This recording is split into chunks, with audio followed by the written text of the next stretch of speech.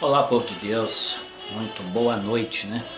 Estamos aqui numa noite de sábado, 23 de abril, com muita alegria, né? Que a gente vai, nesse momento aqui, compartilhar mais uma porção da palavra do Senhor nosso Deus, né? Deus nos abençoou, nos concedeu vitória de mais uma semana, né? Mais uma semana se foi e aqui estamos nós, na presença do Senhor nosso Deus, amém? Eu gostaria de tomar com vocês aqui uma passagem bíblica, né? Algo que pouco parece que se prega hoje, né? E é a maior importância, a meta da igreja é a vida eterna, né? Jesus morreu para nos dar direito à vida eterna, a termos uma vida na presença do Senhor nosso Deus, restaurando a nossa comunhão com o nosso Criador, né? E tem para a igreja uma promessa, um lugar de descanso, né? E essa promessa está inserida nas Escrituras, na Bíblia Sagrada. E vemos que hoje parece que a igreja do Senhor, ou melhor, a liderança da igreja, né, não se preocupa mais em ensinar, a divertir a igreja. Vemos aí essa confusão no meio evangélico e a realidade que precisa de ser dita, ensinada, explanada, explicada, que as pessoas precisam de estar preparadas, não é dita. Que é o conhecido arrebatamento, não é? Depois do período da grande tribulação e a volta de Cristo em poder e grande glória para estabelecer o milênio. Então, hoje que nós vemos mais aí a preocupação da igreja do Senhor são com as bênçãos materiais, coisas materiais. Essa preocupação maior não é combater o pecado, mas é mexer com a emoção das pessoas, né? E em nome do amor,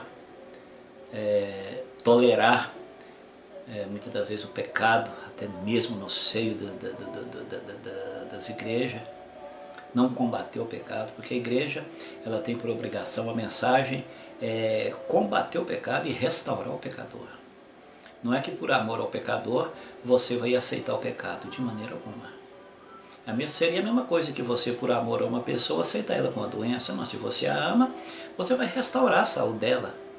Você vai curar aquela enfermidade, lutar, levar para o médico, ela fazer tratamentos, mas e restaurar aquela vida, né, para novamente a vida de saúde. E assim a vida espiritual. Você combate o pecado e restaura o pecador novamente à presença de Deus e a comunhão com a Santa Igreja do Senhor. Então essa é a obrigação da igreja e aonde ela tem falhado, né, nesses últimos tempos. Onde para não perder membro, por causa aí dessa grande pluralidade de religião que vem por aí, essa pluralidade religiosa.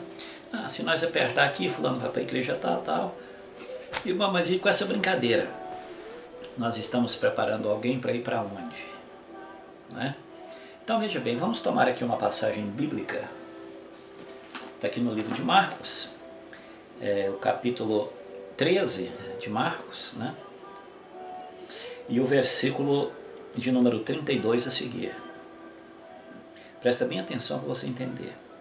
Mas naquele dia e hora ninguém sabe, nem os anjos que estão no céu, nem o Filho, senão o Pai. Olhai, vigiai e orai, porque não sabeis quando chegará o tempo. É como se um homem partindo para fora da terra deixasse a sua casa e desse autoridade aos seus servos e a cada um a sua obra e mandasse ao porteiro que vigiasse. Vigiai, pois, porque não sabeis quando virá o Senhor da casa, se à tarde, se à meia-noite, se ao cantar do galo ou se pela manhã, para que, vindo de improviso, não vos ache dormindo. E as coisas que eu vos digo, digo-as a todos, vigiai. Pois bem, então nós vemos aqui que depois de Jesus passou aqui o grande sermão profético, né? A partir aqui do versículo 13, do início do versículo 13, vem falando sobre o princípio das dores, né? Sobre a grande tribulação, sobre a vinda do Filho do Homem, e deixando sinais, porque o Senhor, Ele não deixou dia, marcado dia, hora, como nós vemos ali, que nem os anjos, nem mas unicamente o Pai. No momento em que Jesus ali no seu corpo humano, ali cumprindo o seu ministério, diz que unicamente o Pai sabia o momento certo em que isso iria acontecer. Mas foi deixado os sinais, né? Nós vemos aí os falsos profetas, né? Nós vemos aí fome, reino contra reino, nação contra nação, a falta de amor, né? Porque hoje ninguém ama ninguém, pessoa se mata por qualquer coisa. E então tudo isso aí nós estamos vendo acontecer, né? As pessoas têm perdido realmente o temor a Deus, o respeito ao próximo. Então tudo que nós vemos, e a natureza tem sentido tudo isso aí, a natureza tem reagido. Nós estamos vendo aí as enfermidades assolando, né? E então tudo isso aí são princípios de dores. Princípio por quê? Porque coisas piores ainda virão quando a igreja do Senhor for arrebatada. E o arrebatamento da igreja, amados, como diz a palavra, nós acabamos de ler aqui, não tem momento, não tem hora, ele pode acontecer a qualquer momento. Agora o importante é que nós devemos estar preparados. Diante da circunstância daquilo que a Bíblia está nos advertindo, nós devemos que estar preparados. Hoje nós estamos vendo o desvio de atenção dentro das próprias igrejas. Hoje nós vemos mais os grandes cultos de entretenimento. Nós não vemos mais aquela mensagem que ela vem de encontro conosco, aquela mensagem que ela vem ali combatendo o pecado da nossa vida, aquela mensagem que vem ali nos despertando a ter uma vida de vigilância e uma vida firme na presença de Deus, aguardando o arrebatamento a qualquer momento. Quer dizer, ela tem desviado o foco dos irmãos, né, dos membros ali, dos liderados. Muito tem desviado o foco, porque como disse João, né, na sua primeira carta, fala que, e essa é a promessa que ele nos fez, a vida eterna. E você pode observar, eu sei que quem não sabe disso, isso não está sendo dito, escondido. Você vai vir para as redes sociais, você vai para a televisão, para tudo, e o que você mais vê hoje em dia, o foco de grande parte de igrejas, de grande ministério, são bênçãos terrenas e materiais. Você não vê falar, a pessoa vai dar um testemunho, porque eu não tinha, agora eu tenho, eu não era, agora eu sou. Então, quer dizer, você nunca vê, e dificilmente a pessoa usar o nome do Senhor Jesus Cristo. Ela não usa. Então, amados, estamos numa época que nós temos que voltar ao Evangelho, voltar à Palavra de Deus. Você pode observar aí nas minhas páginas, e esses vídeos que eu posto, que sempre é na Palavra de Deus, não são vídeos bonitos, eu não tenho cultura, não, mas eu expresso aquilo que Deus põe no meu coração, não é coisa de muito comentário, irmãos, de muita compartilhação. Se eu fosse colocar outros tipos de evangelho, de entretenimento, irmão, de prosperidade, tanta palhaçada, escolher esse versículo na Bíblia que mexesse com a sua emoção, te enchesse de falsas esperanças, irmãos, mas era tanta curtida, mas eu não estou atrás de curtida não, irmãos. O meu interesse é cumprir o meu ministério e te entregar a mensagem da palavra do Senhor, dizendo para você que vigia, que você seja um conhecedor da palavra do Senhor nosso Deus. A era da igreja está findando. Eu não posso dizer para você que eu vou terminar esse vídeo, que eu vou gravar um outro vídeo na próxima semana, porque pela palavra estamos vendo aí que os dias estão findando. E vemos o que o Senhor Jesus acabou, como nós acabamos de ler aqui, sobre essa passagem bíblica, que nós devemos, mais do que desde aquela época, mais de 2000 anos atrás, ele disse que vigiai, olhai, vigiai e orai. Não é isso que ele diz aqui no início do versículo, do trecho, versículo 35, versículo 33? Olhai, vigiai e orai, porque não sabeis quando chegará o tempo. Olhai, você tem observado as diferenças que está vivendo hoje a sociedade?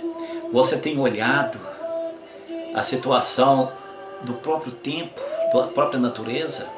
Você tem olhado as pessoas em termos de seus sentimentos, de umas para com as outras? Você tem olhado no que diz respeito à família? Hoje, amados, se usam pessoas usando pessoas. Não tem mais aquela vida de responsabilidade de um casamento, de uma união conjugal, a pessoa construiu uma família com responsabilidade. Hoje estão dando-se em casamento. Hoje é um fica-fica.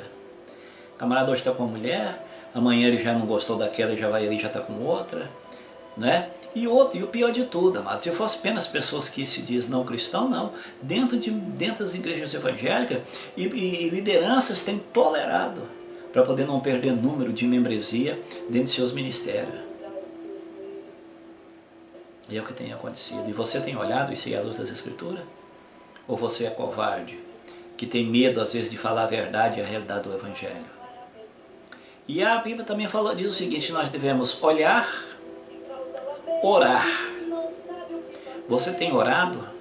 Quando eu digo orar, pedindo a Deus graça e misericórdia, inclusive em favor de pessoas que estão às vezes dormindo o sono da indolência, da negligência, pessoas que se dizem cristãos, mas estão dormindo o sono da frieza espiritual, perderam a sensibilidade das coisas de Deus, estão espiritualmente falando dormentes. As coisas de Deus, a palavra de Deus, já não causa mais um efeito positivo, um efeito de saúde espiritual, um efeito de vida espiritual edificada na rocha que é Cristo. Perderam, irmãos. Perderam, acostumaram com as coisas de Deus, acostumou com a palavra. Por causa de tanto mau testemunho que tem visto por aí, muitos têm deixado de lado e não têm mantido firme. E a Bíblia é muito clara quando ela diz: ser fiel até a morte e dar-te-ei a coroa da vida. Então são lutas e batalhas, não é? Como eu sempre digo ali sobre os finais das cartas de Apocalipse, né, as igrejas da Ásia, no final de todas aquelas cartas, você encontra lá ao que vencer, ao vencedor. Então você vai entender que a vida cristã é de batalha, é de luta. Você tem que estar atento, você tem que estar olhando, você tem que estar orando. E por fim, vigiai. Vigia para que você também não seja levado nessa turbulência teológica, que leva também a turbulência de desvio moral dentro das igrejas que se dizem evangélicas. Hoje não está havendo diferença da pessoa, o cristão com o não cristão. Existe pessoas às vezes não cristão que não tem compromisso com ministério algum, que muitas das vezes o seu caráter e a sua vida em sociedade talvez dá de 10-0 naquele que às vezes está indo para as igrejas aí todos os dias de Bíblia na mão.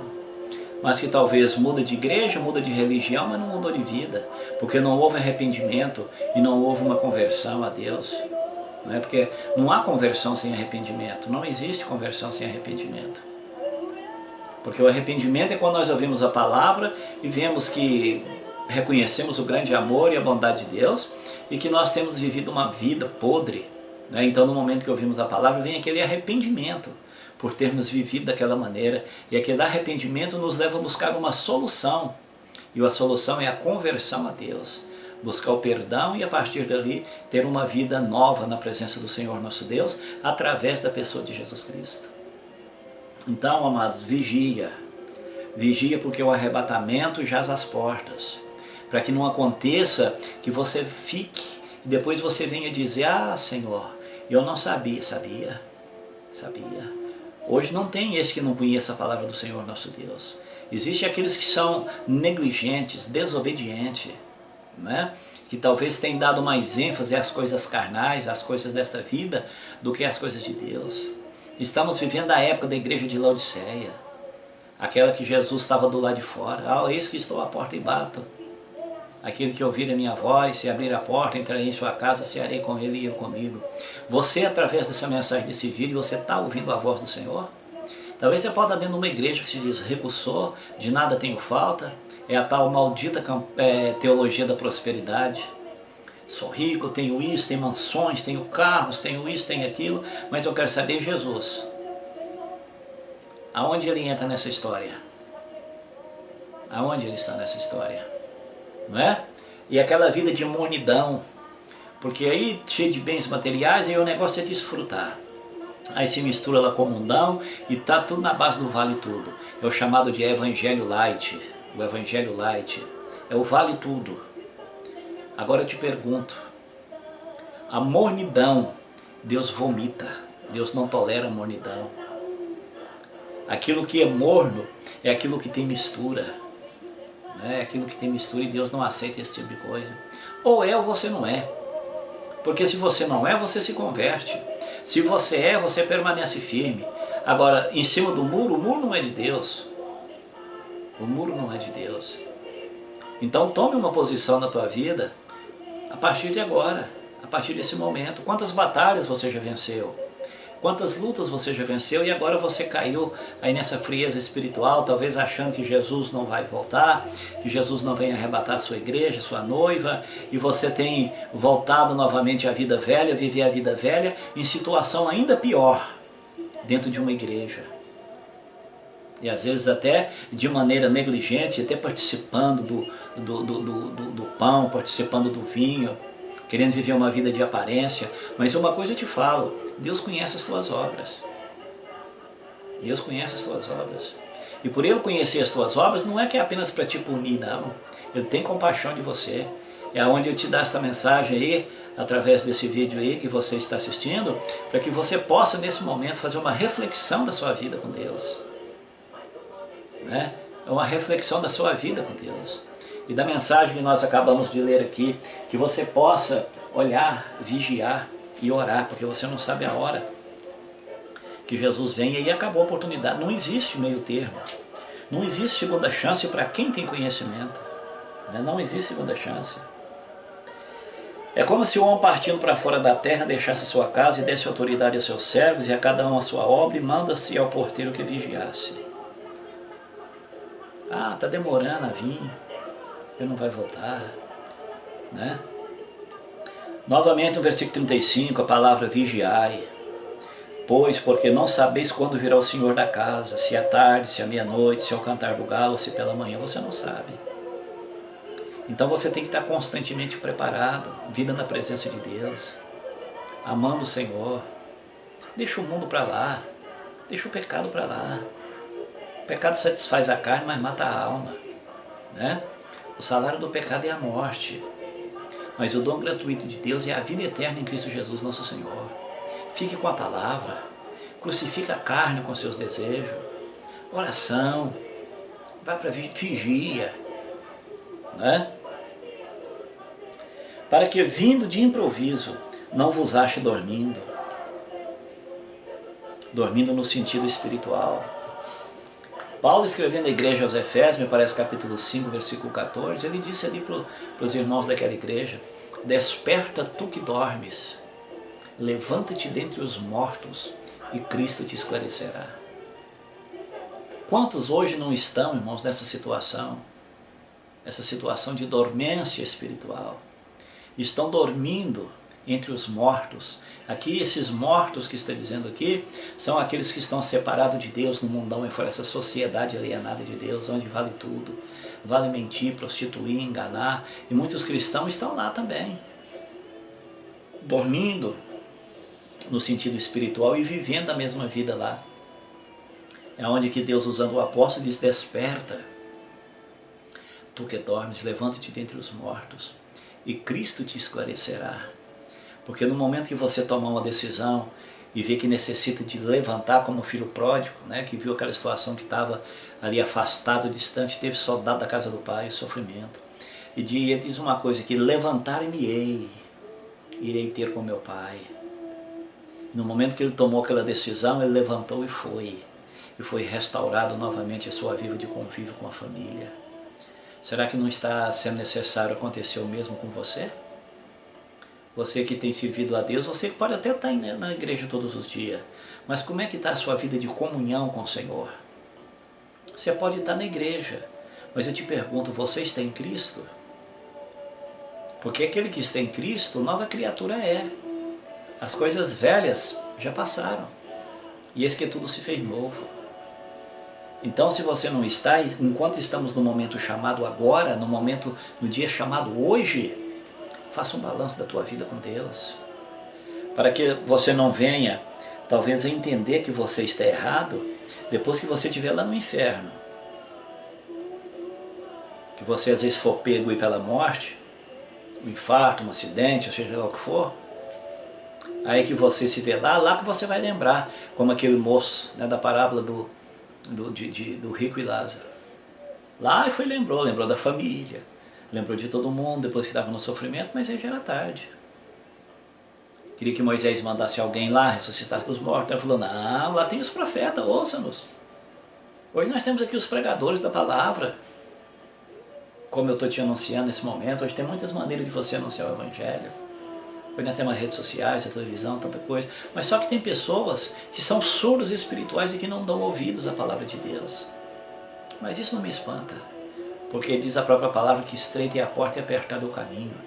E são poucos os que encontram. Mas eu gostaria que você seja um desses poucos. Você seja um desses poucos. Último versículo 37. E as coisas que eu vos digo, digo-as a todos. Vigiai. Vigia a tua vida. Para que não aconteça de você ser pego de surpresa. Ah, Senhor, mas eu não sabia. Ah, Senhor, mas eu não estava preparado.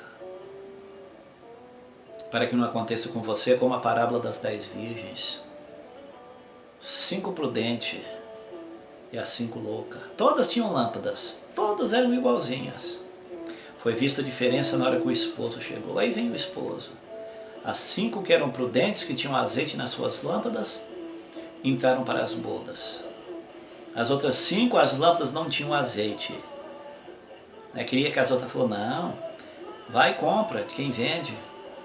Até que elas foram, já era tarde demais. A porta se fechou, chegou que bateu, abre-nos a porta. O noivo respondeu, olha, apartai-vos de mim, eu nunca vos conheci. Este azeite é o símbolo da presença do Espírito Santo na vida do servo e da serva do Senhor. Então o Espírito Santo é que nos desperta, nos faz lembrar das belezas do Evangelho, das mensagens da palavra e das promessas. E o Espírito Santo só habita na vida daquele que tem uma vida de compromisso com Deus e obediência à sua palavra. Pode estar bonitinho, você olha exteriormente, está impecável. Não use costume numa doutrina que não tem nada a desejar. Mas o Senhor é aquele que sonda o coração. O Senhor não olha como o homem vê. Haverá muitas decepções no arrebatamento. Nós vamos ter muita decepção na eternidade. Pessoa que talvez você espere encontrar lá, você não vai ver. Pessoas que talvez você nem imaginaria que estivesse lá. E que você vai encontrar e você vai quebrar a cara. Então, amados, vigie a sua vida com Deus. Vigia. Vida cristã não é simplesmente você estar mudando de religião. Mas a vida cristã é através do arrependimento você se converter ao Senhor e permanecer firme na presença de Deus. E no momento que você começou a sua caminhada na presença do Senhor, que possa ser uma caminhada progressiva, cada dia você melhorar mais, crescer mais. A gente vê hoje o contrário, é regressivo. Às vezes começa naquela força toda e vai esfriando, esfriando, esfriando, esfriando, esfriando e vira aquela coisa. Mas, amados, enquanto estamos no momento chamado hoje, vai para a presença de Deus, busque força no Senhor, alimente da palavra, porque a oportunidade da dispensação da graça está para findar a qualquer momento. E você, eu não gostaria, eu tenho certeza também que o desejo do coração de Deus é que você esteja preparado para quando a trombeta tocar e o arrebatamento acontecer, você seja um dos que seja arrebatado a encontrar com o Senhor nos ares. Porque a partir deste momento, fecha-se aqui a dispensação da graça, a era da igreja, e vai entrar pelo período chamado a grande tribulação. Por isso que tudo aquilo que a Bíblia fala do que está acontecendo agora, que antecede o arrebatamento, é chamado o princípio das dores. Porque depois que a igreja subir, aí a coisa vai moer mesmo. Aí vocês vão ver, né? A primeira parte dos 7 anos, 3 anos e meio, o anticristo vai chegar, vai trazer tudo isso aí que o pessoal está buscando os governantes. Quando pensa que a paz e a segurança já está vencendo os 3 anos e meio, aí a coisa vai ficar ruim, principalmente para o povo de Israel. Aí a coisa vai ficar difícil. Só no final dos 7 anos, aí que estiver vencendo a grande tribulação, aí Jesus virá em poder e grande glória. Você tem que entender que aonde fala piscar de olhos, tal, está falando arrebatamento, rápido. E onde fala vir com poder e grande glória, é o Senhor vindo com a igreja que foi arrebatada. Aí acontecerá a batalha do Armagedon, livrando Israel, né? Haverá a conversão nacional de Israel, e o Senhor então estabelecerá o milênio. Né? Mas, amados, até lá, enquanto estamos no dia chamado hoje, não endureça o teu coração pelo engano do pecado. Correto?